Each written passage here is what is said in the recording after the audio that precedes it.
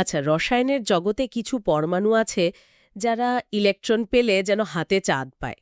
আবার কিছু আছে যাদেরকে একরকম জোর করেও একটা বাড়তি ইলেকট্রন দেওয়া যায় না। কেন এই তফাৎ? আজ আমরা এই রহস্যের একটু গভীরে যাব আর দেখব পর্যায় সারণীর এই অদ্ভুত চরিত্রগুলোকে কোনটা কিসের ভিত্তিতে চালিত করে। ঠিক তাই। আর এই রহস্যের চাবিকাঠি হল ইলেকট্রন আসক্তি নামের একটা ধারণা। নামটা শুনে হয়তো একটু কঠিন মনে হতে পারে, কিন্তু এর পেছনের গল্পটা দারুণ মজার। এটা আমাদের বুঝতে সাহায্য করে কেন কিছু মৌল এত বেশি বিক্রিয়াশীল আর কিছু এত শান্তশিষ্ট। চলুন তাহলে শুরু করা যাক। একদম। তাহলে প্রথম প্রশ্ন দিয়ে শুরু করি। এই যে আমরা বলছি ইলেকট্রন আসক্তি, এই জিনিসটা আসলে কি? সোজা কথায় মানে কি দাঁড়ায়? সোজা কথায় যদি বলি, ইলেকট্রন আসক্তি হল কোনো একটা গ্যাসীয় পরমাণুর নতুন একটা ইলেকট্রন গ্রহণ করার যে প্রবণতা, সেটারই একটা পরিমাপ।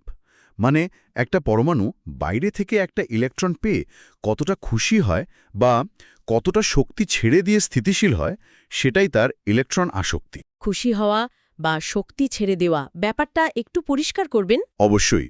সোর্সের সংজ্ঞা অনুযায়ী যদি বলি, গ্যাসীয় অবস্থাতে কোনো মোলের 1 মোল বিচ্ছিন্ন পরমাণু নিলেন।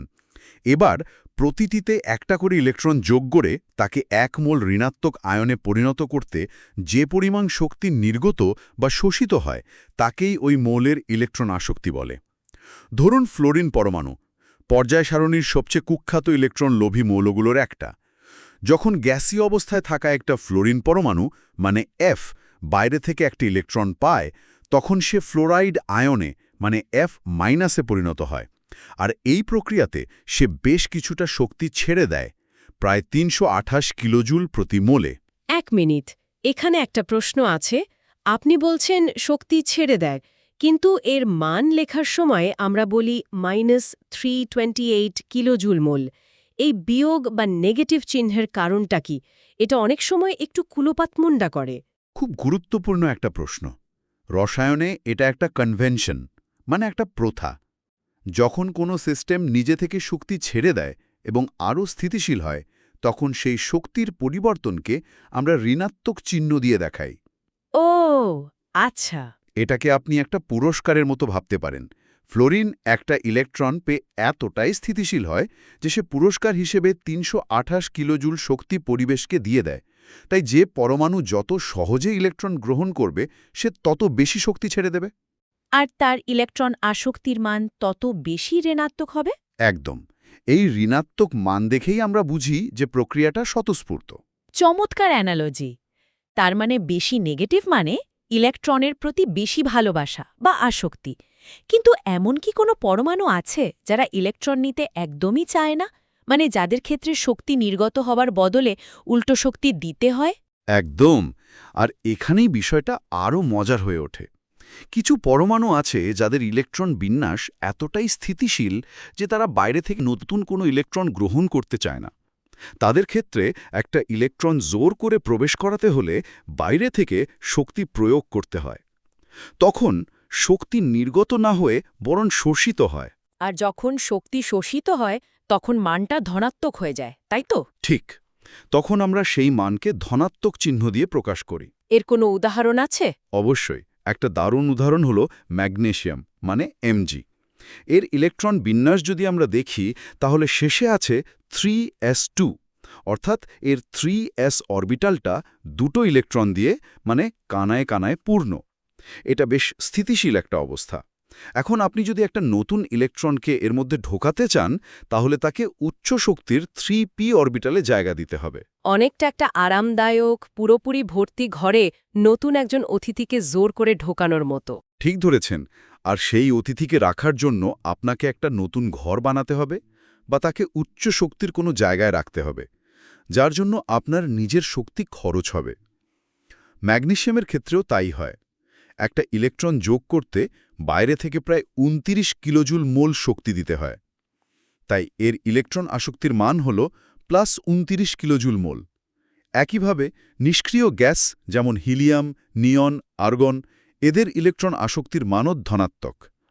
কারণ তাদের বাইরের কক্ষপথ ইলেকট্রন দিয়ে সম্পূর্ণ পূর্ণ, যা ভাঙতে তারা একেবারেই রাজি নয়। বেশ, তাহলে আমরা বুঝলাম ইলেকট্রন আসক্তি জিনিসটা কি আর এর মান কেন পজিটিভ বা নেগেটিভ হতে পারে। এখন প্রশ্ন হল, পর্যায় সারণীর সব মৌল কি একইভাবে আচরণ করে, নাকি এখানেও কোনো নিয়ম বা প্যাটার্ন আছে? যেমন সারণীর এক মাথা থেকে আরেক মাথায় গেলে কি হয়? অবশ্যই প্যাটার্ন আছে, আর এটাই তো পর্যায় সারণীর সৌন্দর্য। প্রথমে চলুন দেখি একই পর্যায় অর্থাৎ বাম থেকে ডানে গেলে কি হয়। সাধারণভাবে আমরা যখন পর্যায় সারণীর যে কোনো পর্যায়ে বাম থেকে ডানে যাই, পরমাণুগুলো ইলেকট্রন পাওয়ার জন্য আরও বেশি আগ্রহী হয়ে ওঠে। আর রসায়নের ভাষায় এই আগ্রহটা প্রকাশ পায় শক্তি ছেড়ে নেওয়ার মাধ্যমে। তাই বাম থেকে ডানে গেলে ইলেকট্রন আসক্তির মান সাধারণত বাড়তে থাকে, অর্থাৎ আরও বেশি ঋণাত্মক হয়। এর পেছনের কারণটা কি? কেন লিথিয়ামের চেয়ে ফ্লোরিন ইলেকট্রন পেতে এত বেশি আগ্রহী?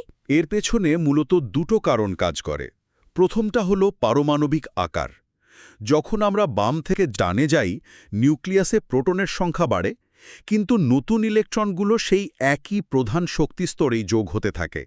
ফলে নিউক্লিয়াসের ধনাত্মক চার্জের টান বাইরের ইলেকট্রনগুলোর ওপর বেড়ে যায়, আর পুরো পরমাণুটা যেন একটু ঘুটিয়ে আসে, মানে আকারে ছোট হয়ে যায়।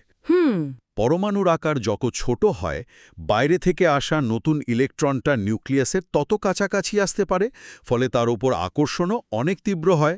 আচ্ছা, পরমাণুর আকার ছোট হচ্ছে এটা তো বুঝলাম, কিন্তু নিউক্লিয়াসের নিজেরও তো একটা ভূমিকা থাকার কথা, তাই না? প্রোটন বাড়ছে, সেই আকর্ষণ বলের কি হয়? ঠিক এই পয়েন্টই দ্বিতীয় কারণটা চলে আসে, যাকে আমরা বলি কার্যকর নিউক্লিয় চার্জ বা ইফেক্টিভ নিউক্লিয়ার চার্জ। বাম থেকে ডানে গেলে নিউক্লিয়াসে প্রোটন সংখ্যা তো বাড়ছেই, যার ফলে নিউক্লিয়াসের মোট আকর্ষণ ক্ষমতাও বাড়ছে।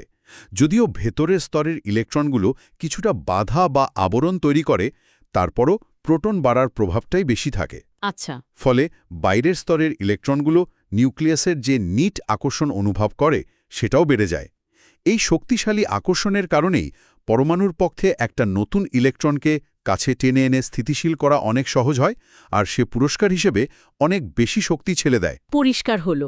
তাহলে একই গ্রুপে, অর্থাৎ ওপর থেকে নিচে নামলে কি হয়? যেমন ধরুন, লিথিয়ামের নিচে সোডিয়াম, তার নিচে পটাশিয়াম, এদের ক্ষেত্রে প্রবণতাটা কেমন? গ্রুপের ক্ষেত্রে প্রবণতাটা ঠিক উল্টো। সাধারণত যে কোনো গ্রুপের ওপর থেকে নিচে নামলে ইলেকট্রন আসক্তির মান কমতে থাকে, অর্থাৎ মানটা ক্রমশ কম ঋণাত্মক হতে থাকে, বা কোনো কোনো ক্ষেত্রে ধনাত্মকের দিকেও যেতে পারে। এর কারণও নিশ্চয়ই পারমাণবিক আকারের সাথে সম্পর্কিত। একদম। এখানেও দুটো প্রধান কারণ আছে। প্রথম এবং সবচেয়ে গুরুত্বপূর্ণ কারণ হল পারমাণবিক আকার বৃদ্ধি। যখন আমরা গ্রুপের ওপর থেকে নিচে নামি, প্রতিটি ধাপে একটা করে নতুন ইলেকট্রন স্তর বা শেল যুক্ত হয়। ভাবুন, লিথিয়ামের 2টো স্তর, সোডিয়ামের 3টে, পটাশিয়ামের 4টে। ফলে পরমাণুর আকার তরতর করে বাড়তে থাকে। দূরত্ব বেড়ে যায়। হ্যাঁ, এতে নিউক্লিয়াস থেকে বাইরের স্তরের দূরত্ব অনেক বেড়ে যায়। ফলে বাইরে থেকে আসা একটা নতুন ইলেকট্রনের প্রতি নিউক্লিয়াসের আকর্ষণ স্বাভাবিকভাবেই দুর্বল হয়ে পড়ে। আর দ্বিতীয় কারণটা নিশ্চয়ই ওই আবরণী প্রভাব বা শিল্ডিং এফেক্ট, যা আপনি একটু আগে বলছিলেন। ঠিক ধরেছেন। এই আবরণী প্রভাবকে অনেকটা কনসার্টের স্টেজের সামনে দাঁড়িয়ে থাকা লম্বা মানুষের মতো ভাবতে পারেন। ওরা যেমন আপনার আর স্টেজের মধ্যে একটা দেয়াল তৈরি করে, তেমনি ভেতরের ইলেকট্রনগুলো নিউক্লিয়াসের আকর্ষণকে বাইরে পৌঁছাতে দেয় না। ঠিক তাই। উপর থেকে নিচে গেলে ভেতরের স্তরে ইলেকট্রনের সংখ্যা অনেক বেড়ে যায়, ফলে এই শিল্ডিং বা আবরণও অনেক শক্তিশালী হয়।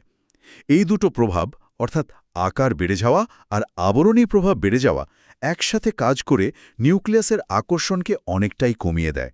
ফলে ইলেকট্রন গ্রহণ করার প্রবণতাও কমে যায়। নিয়ম যেমন আছে, রসায়নে তার ব্যতিক্রমও নিশ্চয়ই আছে। আর এখানেই তো আসল মজা। অবশ্যই। আর ইলেকট্রন আসক্তির ক্ষেত্রে সবচেয়ে বিখ্যাত এবং গুরুত্বপূর্ণ ব্যতিক্রমটা দেখা যায় হ্যালোজেন গ্রুপে, অর্থাৎ গ্রুপ 17তে। এখানেই রসায়নের সবচেয়ে মজার একটা ধাঁধা সামনে আসে। আমরা যে নিয়মগুলো আলোচনা করলাম, সেই অনুযায়ী গ্রুপের সবচেয়ে ওপরের মৌল হিসেবে ফ্লোরিনেরই তো ইলেকট্রন আসক্তি চ্যাম্পিয়ন হওয়ার কথা ছিল, তাই না? হ্যাঁ, হওয়ার কথা ছিল। ক্লোরিন এই দৌড়ে জিতে যায়। পুরো পর্যায় সারণীতে ক্লোরিনের ইলেকট্রন আসক্তি সবচেয়ে বেশি। সোর্সের ডেটা অনুযায়ী ক্লোরিনের মান -349 কিলোজুল মোল আর ফ্লোরিনের -328 কিলোজুল মোল। এটা তো আমাদের গ্রুপ ট্রেন্ডের নিয়মকে সরাসরি ভেঙে দিচ্ছে। এমনটা কেন হয়? এই ব্যতিক্রমটা বোঝার জন্য আমাদের পরমাণুর ভেতরে আরেকটু গভীরভাবে তাকাতে হবে। এর মূল কারণ হল ফ্লোরিন পরমাণুর অত্যন্ত ছোট আকার। ফ্লোরিনের বাইরের ইলেকট্রনগুলো দ্বিতীয় শক্তিস্তরে থাকে, যা আকারে বেশ ছোট। এই ছোট্ট জায়গাটায় আগে থেকেই 7টা ইলেকট্রন ঠাসাঠাসি করে আছে। ভাবুন, একটা খুব ছোট ঘরে 7জন লোক বসে আছে। এখন বাইরে থেকে অষ্টম আরেকজন লোক সেই ঘরে ঢুকতে চাইছে। ঘরে জায়গা তো কম, তাই নতুন লোকটার সাথে পুরনোদের একটা ধাক্কাধাক্কি বা বিকর্ষণ তো হবেই। একদম ঠিক। এই ইলেকট্রন ইলেকট্রন বিকর্ষণই হলো মূল খেলোয়াড়। যখন নতুন ইলেকট্রনটা ফ্লোরিনের ওই ছোট এবং ইলেকট্রনের মেঘে ঠাসা জায়গায় প্রবেশ করতে আসে, তখন আগে থেকে থাকা ইলেকট্রনগুলো তাকে তীব্রভাবে বিকর্ষণ করে। নিউক্লিয়াস তাকে টানছে ঠিকই, কিন্তু এই বিকর্ষণ বলটা সেই আকর্ষণের প্রভাবকে কিছুটা কমিয়ে দেয়। ও আচ্ছা। ফলে যে পরিমাণ শক্তি নির্গত হওয়ার কথা ছিল, তার চেয়ে কিছুটা কম শক্তি নির্গত হয়। তার মানে ব্যাপারটা শুধু নিউক্লিয়াসের আকর্ষণ শক্তি নয়, বরং নতুন ইলেকট্রনটাকে থাকার জন্য কতটা জায়গা দেয়া হচ্ছে সেটারও। তাহলে ক্লোরিনের ক্ষেত্রে কি হয়? ক্লোরিনের বাইরের ইলেকট্রনগুলো থাকে তৃতীয় শক্তি স্তরে, যা দ্বিতীয় স্তরের চেয়ে আকারে বেশ বড় এবং প্রশস্ত। এটাকে আপনি একটা বড় বসার ঘরের সাথে তুলনা করতে পারেন। সেখানেও 7জন লোক আছে, কিন্তু ঘরটা বড় হওয়ায় তাদের মধ্যে যথেষ্ট ফাঁকা জায়গা আছে। হুম। তাই যখন অষ্টম লোকটি প্রবেশ করে, তখন সে অনেক কম বাধা বা বিকর্ষণ অনুভব করে এবং আরামে নিজের জন্য জায়গা করে নিতে পারে।